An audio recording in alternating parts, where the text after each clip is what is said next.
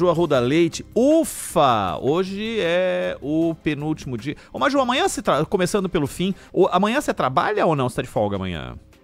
Não, tô de folga amanhã pra estar com tudo no domingo, viu, Então, Ronald? de pré-eleição, hoje é seu último dia de trabalho, ô Maju. Você se deu conta disso? Turno, tem razão, Ronald. Eu não tinha parado para pensar nisso, mas a gente já está na expectativa de domingo para acompanhar os candidatos e trazer todos os detalhes dessa corrida eleitoral que tem sido muito emocionante aqui em São Paulo. Um ponto importante é esse empate técnico triplo ali na liderança, né, desde o começo da campanha eleitoral.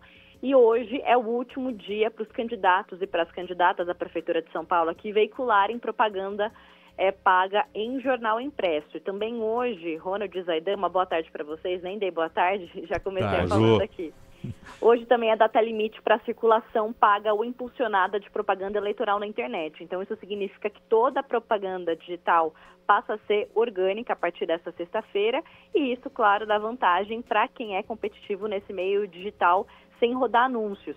Então, Boulos e Nunes, eles que têm mais dinheiro para investir em tráfego pago, acabam ficando atrás de Marçal em termos de engajamento. Lembrando que esse é um ponto de preocupação nas campanhas de Nunes e Boulos, até porque Pablo Marçal não tinha nenhum minuto na TV e na propaganda de rádio e TV, e ontem foram as últimas propagandas veiculadas, né? O Nunes tinha 6 minutos, Guilherme Boulos 2 minutos, então agora essa reta final é nas redes sociais e os candidatos também apostam na caminhada e nos comícios. Hoje, por exemplo, Ricardo Nunes já fez caminhadas na Zona Sul de São Paulo, ali na região da Estrada de Alvarenga, mais tarde vai ser uma carreata em Grajaú, em Palheireiros, também na Zona Sul.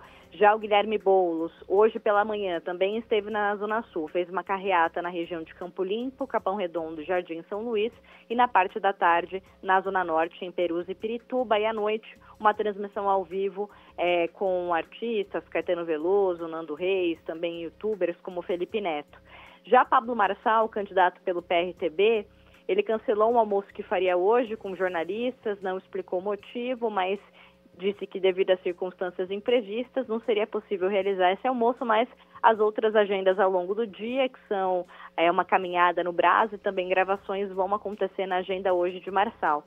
Tabata Amaral também escolheu a Zona Sul para fazer uma carreata na região do Grajaú. Agora à tarde ela está na região do Ipiranga para fazer uma carreata e às 4 horas participa de uma panfletagem na Avenida Paulista, assim como o José Luiz da Atena, candidato do PSDB, que também escolheu a Avenida Paulista hoje para fazer uma caminhada aos eleitores. Então, a gente percebe que todos os candidatos à Prefeitura de São Paulo, os mais bem pontuados, decidiram esse encontro com o eleitor, essa caminhada, esse comício nesses últimos dias, há 2 dias aí para o primeiro turno das eleições municipais.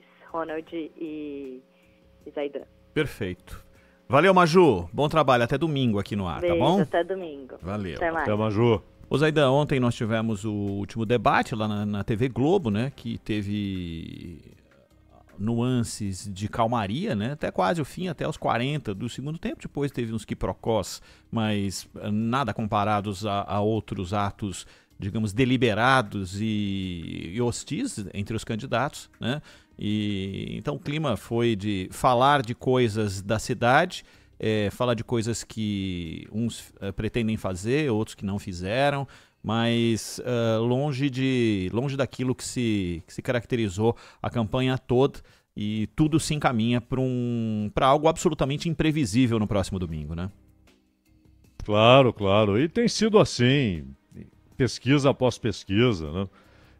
Os institutos todos, eles concordam com seus resultados que esse é o cenário, né? Não há nenhum cenário divergente. Agora, claro, você tem ainda 2 dias e aos indecisos, há também, muitas vezes, o voto que é diferente daquele que foi anunciado, né, pelo pesquisado. Ele fala uma coisa e faz outra, ou muda de ideia. E além de tudo isso, o debate de ontem. É preciso saber que impacto teve o debate de ontem, né? Que foi diferente dos demais, mas de qualquer maneira, houve algumas escorregadas, né? Como aquela do Boulos, com relação ao cunhado do Marcola, né? Uhum. É um negócio sem pé nem cabeça, né? Uhum. Se ele tem uma uma denúncia a respeito de um funcionário tal, tudo bem, mas porque é cunhado do Marcola, aí não tem nada a ver, né? É uma forçação pesada. Mas ele foi, talvez, nessa reta final, o melhor debate para ele. Uhum. O melhor debate para ele. E, de novo, o Nunes, até porque ele é o prefeito, né? Então há coisas a serem ditas. Você não fez isso, você falou que ia fazer e não fez. Você prometeu e não cumpriu. Em contrapartida, ele teve a oportunidade de em alguns momentos, falar: isso que você está prometendo aí eu já estou fazendo, né? Já estou fazendo, o semáforo inteligente, isso, né? Eu já estou fazendo, isso e aquilo e tal. Vamos ver agora o impacto desse último debate. Mas não há a menor dúvida que nenhuma pesquisa destoa. É diferente de Belo Horizonte, por exemplo, onde há resultados muito diferentes de um instituto para o outro. É impressionante. E não é uma diferença de 3, 4 pontos, é de 15, 13 pontos. Não é? Então você não sabe quem é que está errando feio e quem é que está mais próximo do que vai acontecer domingo. Ô Zaidan, tem uma pendenga aí que vai ter que ser resolvida do ponto de vista da justiça eleitoral, é que se Pablo Marçal for para o segundo turno, como é que fica a questão do tempo de propaganda, né? Porque se não tem representante no Legislativo Federal, a lei prevê que não tem, né? E não tem. E como é que se decide isso num eventual segundo turno onde só tem um embate entre dois, né? Claro, o segundo turno tem de ser regido pela noção da equidade, né? Então o segundo turno tem de ser regido por tempos iguais. Mas não adianta a gente achar que o correto é esse, que o justo é esse, que eles devem ter então o mesmo tempo, né? Mas é preciso ver o que está na lei. E quando você ouve gente, inclusive, da Justiça Eleitoral, você percebe a lacuna. Pois é. Percebe a lacuna. Então, provavelmente vão tomar essa decisão em cima do laço, né? Claro, ainda uma coisa, o primeiro turno é depois de amanhã, mas aí você tem alguns dias até o reinício da campanha, ou início da campanha do segundo turno.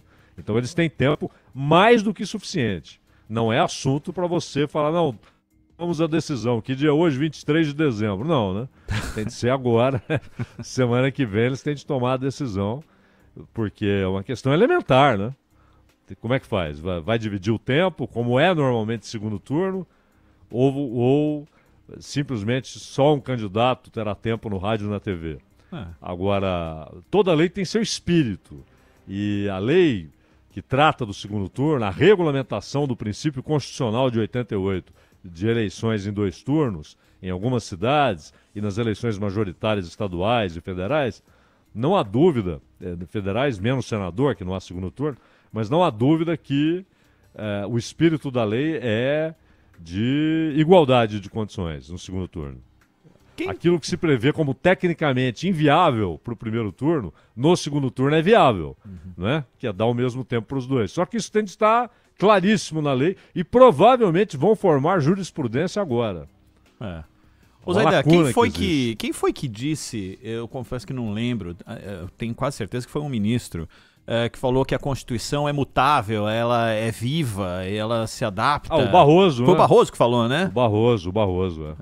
Então, é a lei. Bom, precisa chegar ao ponto dela se adaptar, e é uma adaptação definitiva, já que não existe laço histórico com uma situação como essa que a gente vai viver, ou pode viver aqui em São Paulo. E nesse caso a legislação ordinária, porque é regulamentação, o segundo turno é um princípio, né, estabelecido pela Constituição. E aí na regulamentação apareceu essa lacuna, porque normalmente você tem gente com representação parlamentar. E aí eles igualam os tempos no segundo turno. Mas você não pode estar nessa de geralmente, né? Você tem de prever, quando você faz o texto legal, as situações possíveis, né, Ronald? Porque antes, quando os participantes não tinham, eram tratados meio como caricaturas, e não tinha tudo que envolveu essa campanha por outras frentes de absorção de opção de voto, né? Claro, redes sociais, entre outras coisas. E está aí provado que é possível fazer, e agora tem que se chegar a uma conclusão.